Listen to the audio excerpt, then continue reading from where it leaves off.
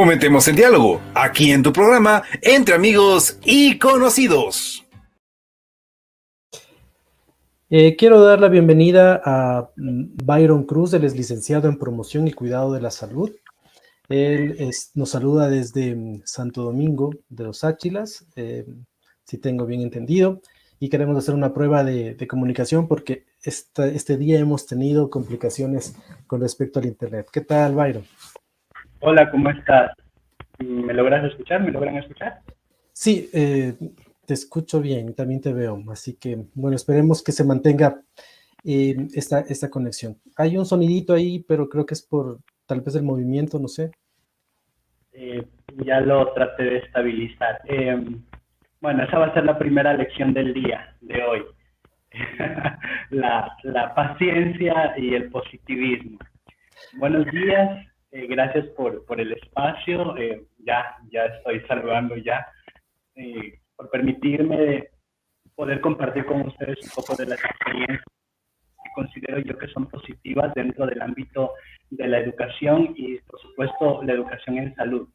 Les saludo desde acá de Santo Domingo, efectivamente, y para mí es un placer poder compartir este espacio junto a todos ustedes. Gracias, y gracias también por eso de la enseñanza de la paciencia y el positivismo, porque lo necesitamos fuertemente en la mañana de hoy que hemos tenido algunas complicaciones, pero que vamos a salir adelante y ahí está ese positivismo de hacerlo con fe también en las cosas que hacemos y con fe en esos mensajes que queremos transmitir también, de conocimientos y de qué hacer para tener un mejor estilo de vida, que al final es lo que busca la salud y busca también la educación para la salud, que los seres humanos tengamos estos mejores estilos de vida. Antes de entrar en el tema, sí me gustaría que nos cuentes, es la primera vez que te tenemos en este espacio, esperamos que sea continua tu comparecencia a este espacio.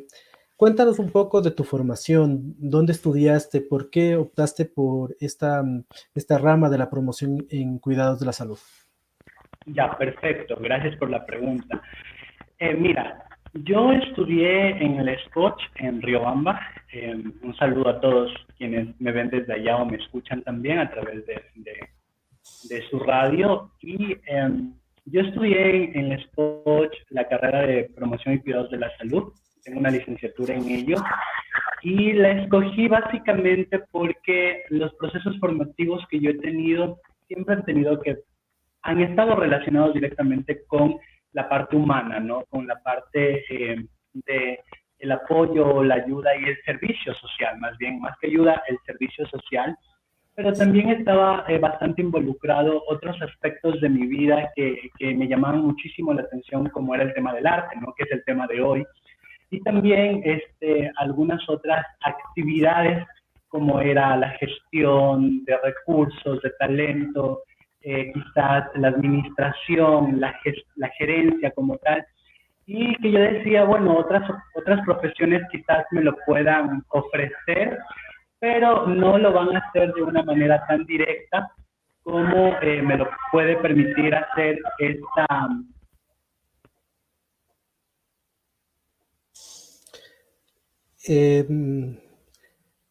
Cerraste el micrófono, Byron. Bueno, vamos a dar la oportunidad de que se reconecte Byron. Fue una estrategia de marketing ahorita en esta época de telemática. Tenemos un visitante por mi calle que está haciendo todos los auspicios sabidos y por haber. Por eso lo cerré. Retomando el tema, quería comentarles que sí, que esta carrera y esta profesión me permitió consolidar todas estas habilidades y estas destrezas que vamos a hablar, que de alguna manera el arte también van permitiendo gestar, ¿no?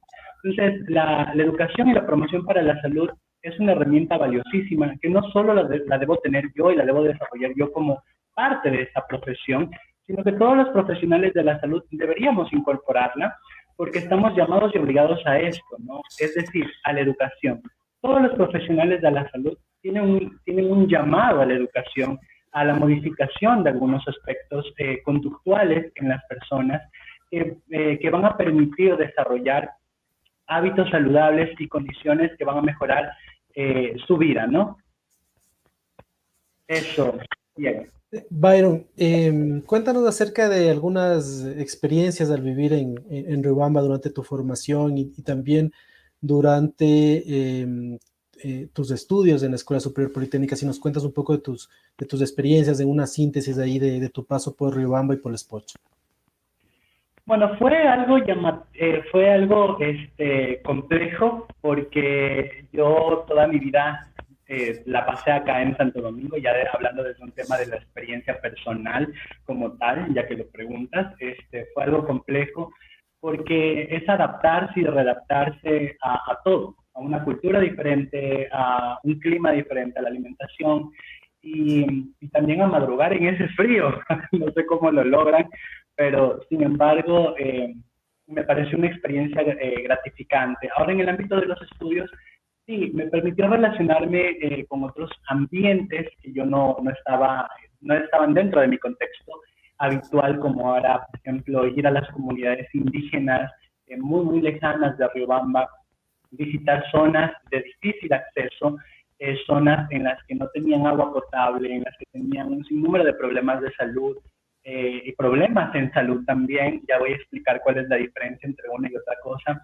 Y esto me marcó para toda la vida porque me permitió reconocer que cada espacio y cada ambiente, cada área geográfica de nuestro país y bueno, del mundo, tienen condiciones específicas. Y aquí viene la otra lección. Para trabajar en el tema de educación, independientemente de si es en salud o no, debemos reconocer las necesidades específicas que tiene la población, porque no podemos asumir una condición o una necesidad que pueda tener una población por simplemente verla, sin conocer a profundidad si es que la necesita o no. Entonces aquí vienen dos cosas que yo manejo bastante, que es el tema de las necesidades reales y de las necesidades sentidas.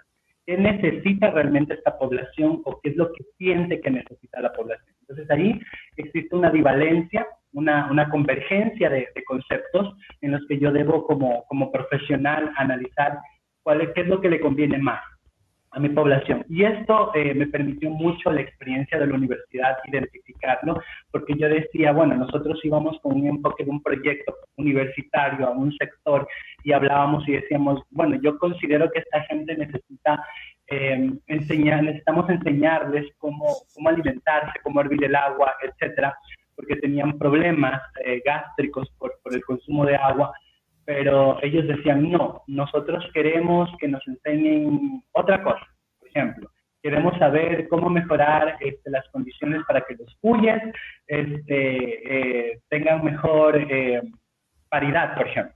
Nosotros decíamos, bueno, yo no soy ingeniero zootecnista, pero esa es la diversidad de la educación en salud, que nos toca moldearnos y nos toca buscar apoyos y equilibrios y puntos de apoyos en otros profesionales. Entonces ahí vemos cómo convergen las diferentes ciencias también en la salud, y es algo que fue el punto de partida de la experiencia en la universidad para desarrollar otras habilidades que me permitieron a mí conectar con diferentes instituciones y diferentes talentos para poder sacar lo mejor de ellos y hacer estos cambios en salud que son tan importantes. Bueno, vamos a entrar en materia. De hecho, ya hemos entrado en materia y con el ejemplo de las comunidades indígenas. Pero primero sácanos de la duda a la gente que nos escucha, la diferencia entre problemas de salud, problemas en salud. Ya, perfectísimo. Mira, a ver, voy a tratar, espero que me puedan, vamos a ver si es que soy un buen educador. Los problemas de salud se refieren básicamente a lo que nace de manera intrínseca, a lo que nace desde ti. Es decir, tiene mucho que ver con la anatomía, la fisiología, la parte biológica y genética, ¿ya? Son los problemas que se van presentando en el largo de tu vida y que se relacionan con esta parte interna y también con el ambiente. Por ejemplo, yo vivo cerca de una fábrica, sí, vivo cerca de una fábrica y ese ambiente me genera un problema de salud que, por ejemplo, es una alergia, ¿no? Tiene que ver con lo que estoy diciendo, es un problema de salud. Otro momento, yo, además de tener esa fábrica presente, por ejemplo, tengo una tendencia a tener alergia porque mi mamá, mi papá tienen rinitis, tienen alergia, etc. Entonces, es la parte biológica, anatómica, que me involucra y me hace desarrollar un problema de salud. Y los problemas en salud ya es algo mucho más contextualizado, que tiene que ver básicamente con la prestación de los servicios, con los productos de salud que se van a ofertar o no se van a ofertar. En específico, por ejemplo, yo ya tengo mi problema de alergia, ya tengo esta molestia, pero yo acudo a un establecimiento de salud y no tienen un antialérgico para mí. Por ejemplo, no me están dando un producto, tiene que ver ya con los productos y con los servicios de salud. Entonces, ahí ahí la diferencia de un problema de salud y un problema en salud. El problema de salud tiene que ver conmigo, con el ambiente, se representa en mí, se manifiesta en mí, y los problemas en salud ya están contextualizados en el entorno social, político, económico, de administración en salud, de la prestación de servicios como tal. Espero haber sido claro. Sí, ha sido buen maestro, lo entendí. Y ahí está la retroalimentación, te voy a yo a decir para ver si lo entendí yo. Los problemas de salud es la alergia, ¿no? Que se presenta orgánicamente, ¿no? Es este problema que la alergia puede ser como un síntoma de un problema, ¿no? Pero es orgánico, digamos, ¿no? Es orgánico. Pero los problemas en salud, por ejemplo, es la falta de cobertura de vacunación de alguna enfermedad. Exacto. Más en salud. Sí, por eso es en salud, porque es algo contextual. Ajá. Perfecto, avancemos. Ahora sí, y retomando el tema de lo que tú hablabas, del ejemplo, de que tú hablabas de las comunidades indígenas, una cosa posiblemente es lo que necesiten y también nos da cuenta de que muchas veces planteamos proyectos cuando no han sido tomadas en cuenta ni la cultura, ni las necesidades, ni el contexto de esa población a la que quieres llegar. Pero voy a un punto más específico que nos puede introducir al tema del arte, cómo esto puede facilitar el ingreso a temas de salud. Es decir, de repente no es lo mismo decir a una persona, usted está desnutrido y tiene que comer mejor, a decirlo a través de una función de títeres, de donde veo a dos personajes y cuento una narrativa en donde un personaje pues sufre los efectos de la desnutrición y hay una persona que dentro de ese contexto de esta obra de títeres, digo yo, hay una narrativa en la que le va exponiendo cuáles son los beneficios de comer saludablemente y qué significa comer saludablemente. Por ahí va el asunto, ¿no? Sí, verás, el arte dentro de la educación de manera general tiene que ser visto como un eje transversal, porque no solamente se puede trabajar con arte dentro de las primeras etapas de vida, que es cuando más se lo utiliza y se lo explota de alguna forma, sino que el arte puede ser, dentro de mi experiencia y dentro de mi praxis como profesional, puede ser utilizado en diferentes grupos etarios, ¿no?, de edad. Y lo que nos va permitiendo el arte es migrar conceptos, es decir, pasar de un concepto a otro, porque es tan diverso y es tan maleable las posibilidades que nos brinda el arte para poder transmitir un mensaje. Y aquí viene la parte fundamental a tu pregunta. ¿Qué es lo que buscamos con el arte dentro de la educación en salud específicamente? Establecer mecanismos de comunicación efectiva. ¿Por qué? Como tú ponías de planteamiento el tema de las personas, de las comunidades indígenas, por ejemplo, uno de los problemas que yo tuve es la comunicación. Y aquí ya viene siendo la comunicación un problema en salud. ¿Por qué? Porque yo como prestador de un servicio de salud, yo como educador de salud, debo buscar las herramientas y las maneras, las formas para poderme comunicar con la gente a la que necesito llegar. Pero, por ejemplo, yo no hablaba el idioma de ellos. Entonces, ahí existe una barrera que es la comunicación. Entonces, el arte, en este caso, como es transversal, se convierte en una herramienta comunicativa para poder llegar hacia ellos. Y existen diferentes formas de utilizar el arte de acuerdo a la edad, y aquí viene la primera puntualización y recomendación para todos los educadores que nos ven. Lo podemos utilizar de acuerdo al grupo al que va dirigido. Yo puedo, por ejemplo, utilizar funciones de títeres. La técnica nos dice quizás que hasta niños de 8 años, 9 años, pero sin embargo puedo hacer una función de títeres para expresar o comunicar a jóvenes temas de salud sexual. Yo lo he hecho y me ha funcionado. Y la gente, cuando yo planteaba esta propuesta, por ejemplo, me dicen, no, es que los jóvenes no te van a coger la función de títeres. Todo lo contrario, porque depende cómo lo presentes y cómo manejes la estructura didáctica con los títeres, porque yo ya no fui tan pedagógico en el tema conceptual, sino ya busqué un tema de comedia. Hice comedia con los títeres y eso me permitió llegar mucho mejor a ellos. Entonces, partiendo desde un inicio, el arte dentro de la educación en salud es una herramienta muy importante que como lo dije, es un eje transversal que nos permite migrar conocimientos para poder transmitir un concepto de manera efectiva al ser una herramienta comunicacional, ¿no? Principalmente yo lo utilizo como eso, una forma de comunicar. Y no solo de comunicar desde mi lado, es decir, no solo transmitir el conocimiento, sino también recibir. Yo me retroalimento con las actividades de arte que estoy poniendo en escena. Lo que suelo utilizarse un poquito más es el tema del teatro, porque el teatro es bastante moldeable. Es decir, yo tengo 10 personas y hice mi planificación para 5 personas, para trabajar con 5 personas, pues bueno, ahí viene la habilidad. Y esa es otra de las permisiones que nos da el arte. El arte nos permite de una u otra manera adaptarnos y ser un poco camaleónicos y desarrollar y aplicar habilidades. Y aquí viene lo que te comentaba en un inicio cuando tú me preguntabas que por qué escogí esta carrera, y es porque yo tengo varias habilidades y destrezas que yo mismo he reconocido en mí, sin exaltar nada del ego, sino que me ha permitido reconocer en mí. Y esas habilidades y destrezas, de una u otra manera, permiten que el educador adapte sus herramientas de acuerdo a la especificidad del grupo. Entonces, si me llegaron 10 personas y hice mi planificación para 5, pues bueno, me invento más personajes, me invento más realidades que involucren el tema que estoy tratando y que les permita a todos participar. ¿Y por qué decía hace un momento que me permite retroalimentarme? Porque las funciones de teatro, por ejemplo, no solo son utilizadas, en mi caso, para poder establecer un concepto de salud, sino que también lo utilizo como una herramienta de diagnóstico. ¿Cómo de diagnóstico?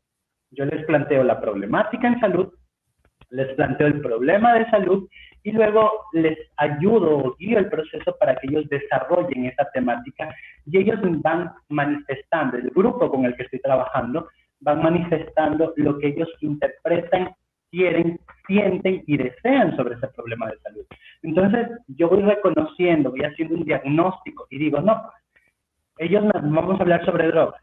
Ya, ellos me presentan en la obra de teatro que hay alguien dentro de sus compañeros, hacen una escenificación donde son estudiantes de un curso y alguno de estos chicos es el que expende las drogas. Entonces, yo digo, bueno, ellos lo ponen de esa manera porque es la realidad de ellos. Significa que ellos conocen y es parte de su contexto. Entonces, me permite hacer un diagnóstico de cómo ellos están viviendo esta problemática de salud. Entonces, es bastante interesante utilizar el arte de estas formas. Oye, bueno, tú has dicho que privilegian el teatro, pero al decir el arte que debe ser transversal, ¿qué otro tipo de disciplinas puedes utilizar y en qué contextos? A ver, como te decía, permite desarrollar habilidades creativas. Cualquier forma de arte te permite desarrollar habilidades creativas y esas habilidades creativas tienen que ver con la resolución de problemas. Esa es otra premisa que que les doy a los educadores. El arte permite desarrollar esas habilidades creativas y las habilidades creativas de por sí permiten resolver problemas, la resolución de problemas. Entonces, si es que yo reconozco, por ejemplo, para poder ingresar a trabajar con un grupo, necesito conocer y saber qué problema de salud tiene esta población o este grupo en particular. ¿Y se lo sabe cómo? Preguntándolo. O sea, cuando yo llego a trabajar, cuando a mí me llaman, me dicen, vea, por favor, necesito que me apoye con esto, le digo, a ver, ¿cuál es su problema? Dígame qué es lo que está sintiendo. Entonces, me comentan todo esto, yo hago un análisis general, luego aplico herramientas de diagnóstico dependiendo del tiempo y del espacio que tengo y luego desarrollo una actividad artística para poder involucrar los conceptos de salud que necesito mejorar en ellos. Y esto va relacionado mucho con el tema de la edad. Si, por ejemplo, yo voy a trabajar con adultos mayores, que tengo una amplia experiencia trabajando con adultos mayores, el arte se lo utiliza, por ejemplo, como una terapia, como parte de la terapia ocupacional. Pero hemos visto, y en mi experiencia he descubierto que como es una forma de comunicarse, por ejemplo, la pintura, ¿ya? El hecho de pintar, de dibujar, de diseñar, permite que las personas o los adultos mayores en este ejemplo se relacionen y compartan y comuniquen algo que les está pasando. Se puede diagnosticar o determinar grados de depresión. Yo he diagnosticado problemas de violencia de género, se puede diagnosticar problemas de violencia sexual, problemas de violencia intrafamiliar. Se permite reconocer en qué estado emocional se encuentra una persona. Si utiliza colores muy, muy claros, muy, muy vivos, es una persona que quizás está pasando un buen momento, pero si hace formas que tengan que ver visualmente con algo negativo, colores oscuros, panoramas o paisajes negativos, algo está pasando con esta persona. Entonces, como te das cuenta, la pintura en este caso, que es otra parte del arte como tal, nos permite diagnosticar también, a más de transmitir un mensaje y a más de ser utilizada como una terapia ocupacional, ¿no? Entonces, una recomendación para las personas que trabajan, por ejemplo, en este caso con adultos mayores, no nos quedemos en el simple hecho de pasar el tiempo o el momento con los adultos mayores haciéndoles hacer dibujos o pintando. No, tómense el tiempo ustedes como profesionales y siéntense a ver y traten de darse cuenta qué es lo que esa persona les está diciendo a través de esa pintura. Porque nos permite hacer el arte, nos permite hacer una lectura de los individuos como tal. Gracias por esa puntualización, además de que como lo reconocimos o recordamos al inicio del programa, el día de hoy, 1 de octubre, es el Día Internacional de las Personas Adultas Mayores. Así que creo que es muy importante, y nos decían las estadísticas, ¿no? Que en el 2020 era el 7.4% de personas consideradas adultas mayores, y en el 2050 esto llegará al 18%, es decir, vamos en un aceleramiento progresivo, y de repente las políticas públicas no están tan asentadas, adecuadas a estas nuevas realidades de que nos viene, una población envejeciente, que necesita además que se cumplan sus derechos humanos, ¿no? De atención en salud psicológica, un mejor estilo de vida, etcétera, etcétera. Así que qué bonito que nos traigas a la mano también el hecho de que cómo podemos a través del arte tratar de llegar de mejor forma y comunicarnos con las personas adultas mayores, que bastante, creo que el tema de la intergeneracionalidad también es complicada muchas veces, porque como que estamos, cada uno en nuestra edad, estamos metidos en que somos como el centro del universo, sin ponernos a tener esta empatía con los demás, ni con niños, niñas, ni con adultos mayores, y vivimos el día a día sin pensar que fuimos niños y que seremos viejos, si Dios quiere, ¿no? Y si podemos llegar a vivir. Así que muchas gracias por esas puntualizaciones, Byron. Listo, Diego.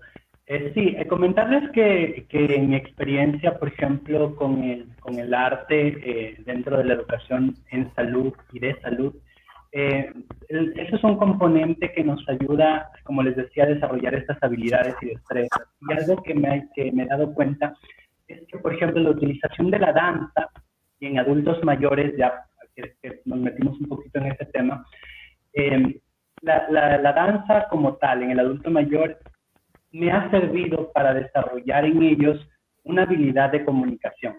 Se vuelven más empáticos en el hecho de reconocer problemas que tiene otro adulto mayor, porque se genera un espacio de comunicación. O sea, mientras estamos ensayando la presentación o la danza o el baile, hay momentos de descanso en que los adultos mayores comparten y conviven y comparten también sus experiencias problemáticas, y es una forma de ellos desahogarse también, de tener un contacto social.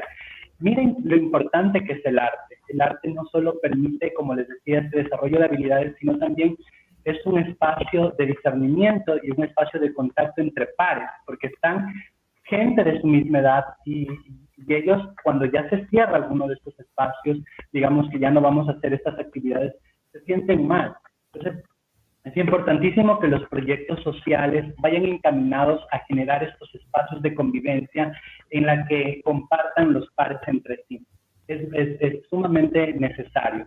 Y otra de las cosas que te decía acerca de la comunicación que permite el baile, la danza, es que a través de esto ellos también manifiestan lo importante es que se sienten. Cuando se crea un espacio para adultos mayores, se sienten involucrados y se sienten aceptados, respetados, reconocidos, se sienten integrados a la sociedad. Entonces, al menos acá en Santo Domingo tenemos un ejercicio bastante importante que, bueno, por temas políticos, a los políticos les gusta ver en sus eventos a grupos de abuelitos danzantes, pero nosotros aprovechamos esas oportunidades también porque decimos, bueno, a ver, si usted quiere que su evento se vea inclusivo y quiere tener adultos mayores, ya que estamos entrando en una época política electoral, decirles a ellos que, bueno, o sea, si vamos a utilizar, aprovechemos estas oportunidades, porque es lo que yo digo, en mi experiencia lo he dicho, si viene un político a decirme que me va a llevar a los abuelitos de paseo, a los adultos mayores de paseo, pues yo lo aprovecho, así él quiera poner su bandera política. A mí lo que me interesa es el proceso educativo y el enfoque educativo que yo le estoy dando a esa actividad. Que él se quiera tomar fotos y eso es otra cosa. Viene otro político también. Cosa que los adultos mayores tienen camisetas de todos los candidatos. Así que hay que ser muy propositivos en este sentido y aprovechar todas estas herramientas y oportunidades para sacar adelante, ¿no?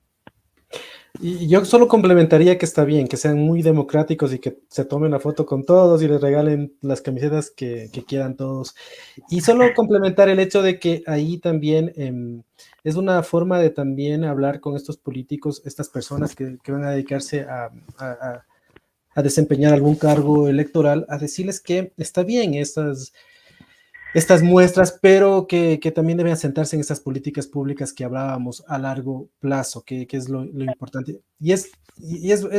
Sabes que es un buen anticipo del que tú has tratado, porque vamos a estar en plena campaña electoral y nos abundarán ahora los TikToks, ¿no? De los candidatos bailando con niños, abrazando a los abuelitos, a las abuelitas, abrazando a distintas gente de distinta edad, y vale la pena que nosotros como público también podamos exigirles a través de esos mismos espacios que está bien, o sea, que los contemplen dentro de sus planes, pero que realmente sean serios en darnos a conocer algunos cambios en políticas públicas que mejoren el estilo de vida de los viejitos. Mira, Diego, para puntualizar ese tema que tocas y que bueno, más o menos lo sondeé por el tema de los adultos mayores, las políticas públicas existen.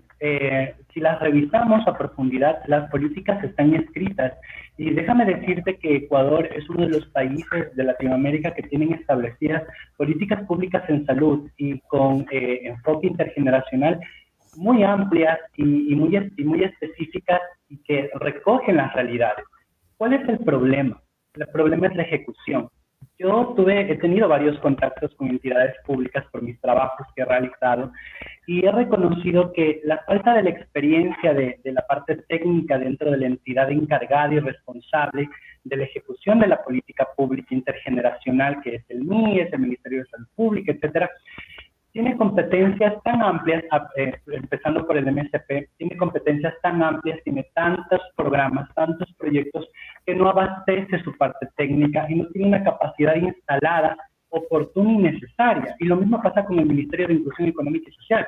O sea, los proyectos tienen un enfoque positivo, tienen un buen enfoque, pero la problemática tiene mucho más que ver con la letra escrita. La letra está y es muy buena. Sin embargo, la parte técnica, en lo que yo he notado, mi crítica personal y técnica y profesional, me permite decir esto, que ellos no reconocen estas necesidades, y si las reconocen porque lo saben, porque sus técnicos de campo se los dicen cuáles son sus necesidades, necesidades, cuáles son sus problemáticas, qué es lo que necesitan realmente en los proyectos, pero los proyectos ya vienen estructurados desde una base nacional, que no reconoce estas necesidades de territorio y mucho más que tampoco reconoce los recursos económicos y humanos que tienen a disponibilidad para poder trabajar en estos temas. Entonces, tratar de cumplir las leyes o cumplir la parte política, la parte de las normas, de lo que está escrito, es muy complejo porque involucra mucho más. Entonces, aquí viene una invitación para todos los que nos ven quizás y nos escuchan.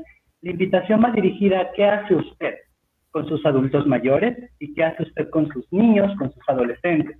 ¿Qué hace usted para intervenir y mejorar esas condiciones de vida?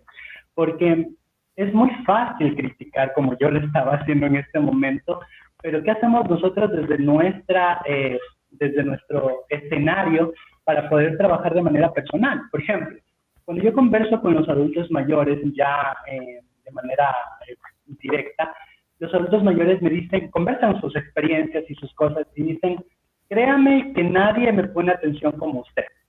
A veces los adultos, yo tenía casos en los establecimientos de salud, que los adultos mayores llegaban a consulta todos los días veíamos al abuelito allí, haciéndose tomar la temperatura, la presión arterial, cosa que el personal de salud ya estaba cansado.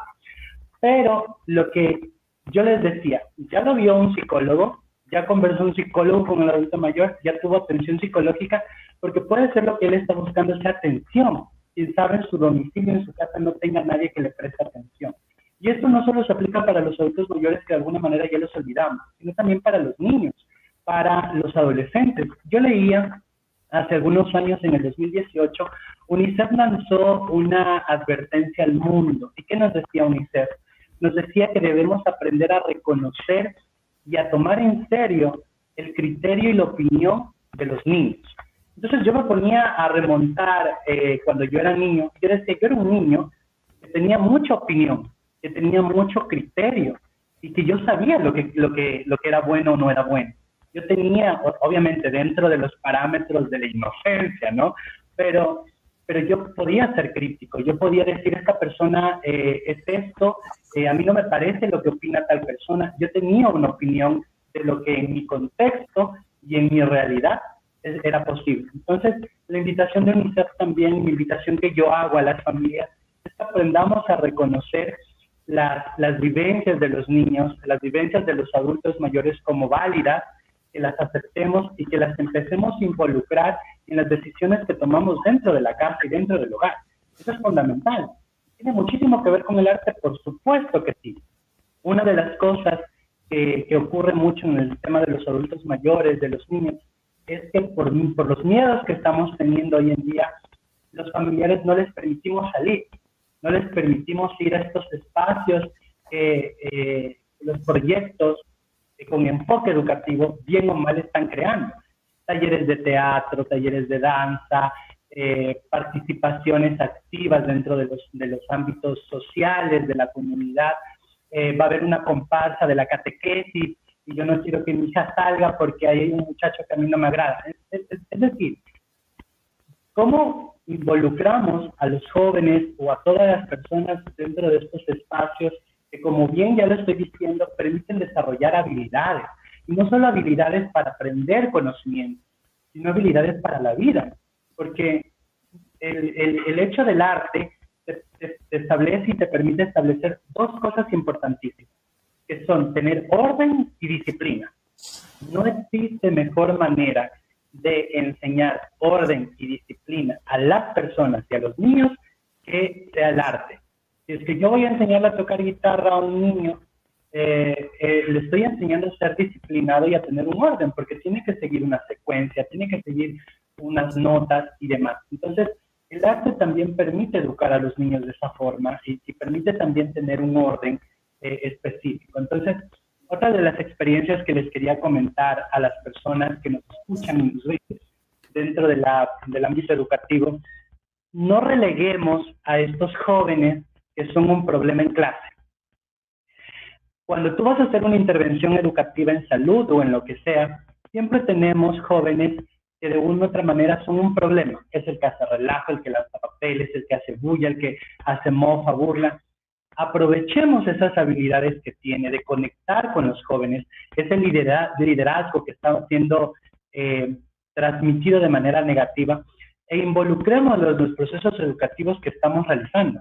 Deleguémosles funciones importantes, porque estos jóvenes necesitan ser tomados en importancia y quizás por esa razón toman esas actitudes negativas. Entonces, el arte también va permitiendo establecer estos liderazgos naturales y va permitiendo encaminar estos procesos que de una u otra manera en otro ambiente educativo en salud serían relegados.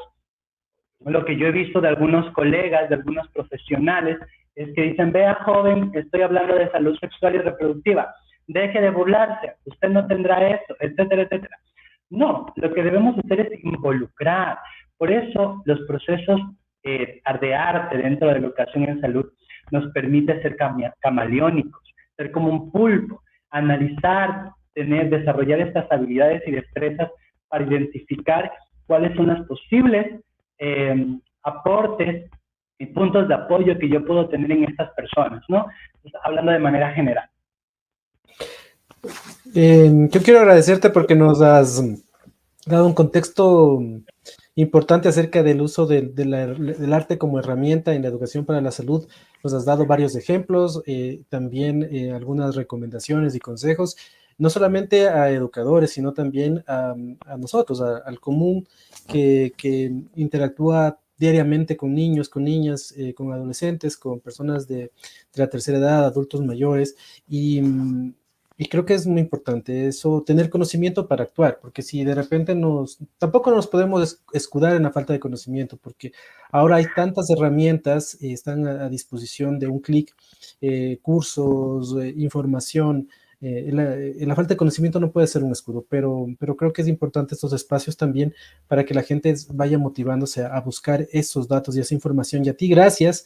El compromiso de que esta sea solo una primera sesión y que podamos en los próximos programas, según tu agenda, según tu tiempo, poder abarcar temas como este, pero también otros temas que vayan también dirigidos a la salud sexual y reproductiva, a los adolescentes, a los jóvenes, a los propios niños y niñas, a las personas de la tercera edad. Así que, Byron, no sé si tu compromiso ahí firme para acompañarnos en otros programas. Claro que sí, por supuesto. Como te diste cuenta, me encanta hablar, comunicar. Me gusta compartir las experiencias. Dentro del ámbito profesional soy relativamente joven, tengo aproximadamente unos de 6 a 7 años ejerciendo desde mis inicios. Bueno, yo tuve ya desde antes un contacto con el tema de salud sexual, tengo una amplia experiencia en esto también, desde la parte del voluntariado que yo hacía anteriormente, pero sin duda alguna estos años de trabajo me ha permitido tener contacto con todos los espacios y también tanto públicos y privados y también con diferentes grupos de edad, y estoy muy seguro que voy a poder compartir un poco más de mis experiencias. De una u otra manera espero que les sirvan. Solo para, no sé si ya se termina el espacio. Sí, ya vamos despidiendo, dinos. Sí, muy bien. Solo quería decirles que la calidad del arte dentro de la educación de salud, a más de brindarnos este reconocimiento de las habilidades, nos permite o nos brinda los medios y los espacios materiales y la diversidad de estos para ser manipulables en cualquier momento, con cualquier grupo. No es decir que yo voy a utilizar una metodología o una técnica artística para trabajar en un tema en particular en salud y va a ser inamovible. No es así. Esa es la facilidad y la practicidad que nos brinda el arte. Hacer estas modificaciones relativas en la necesidad de los objetivos que yo busque conseguir. Entonces, esa es una recomendación que les doy.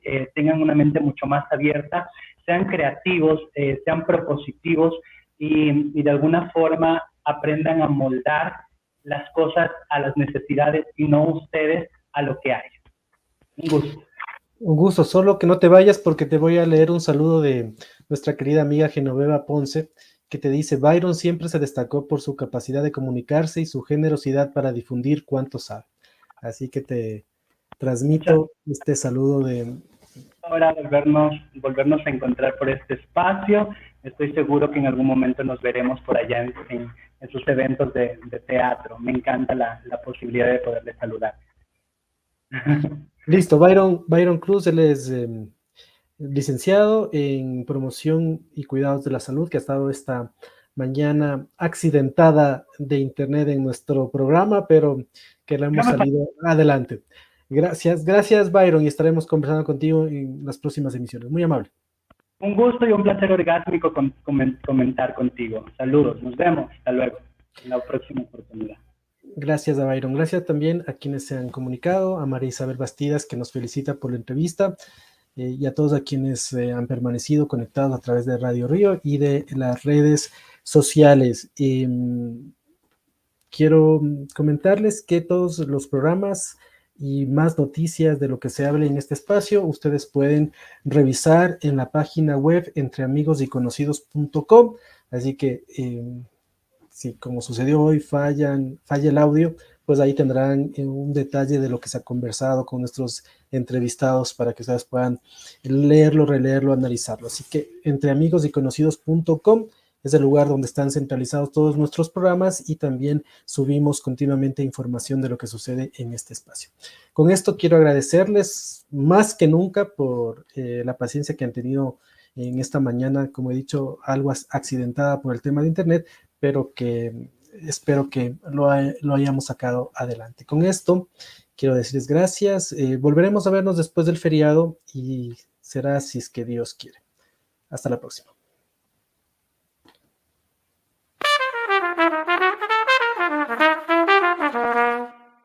Y así hemos llegado al fin de nuestro programa. Han sido 120 minutos llenos de palabras, emociones, conocimientos compartidos y mucho más. Les agradecemos su compañía y les deseamos una gran semana. Nos vemos el próximo sábado en tu programa. Entre amigos y conocidos, tengan un excelente resto del día.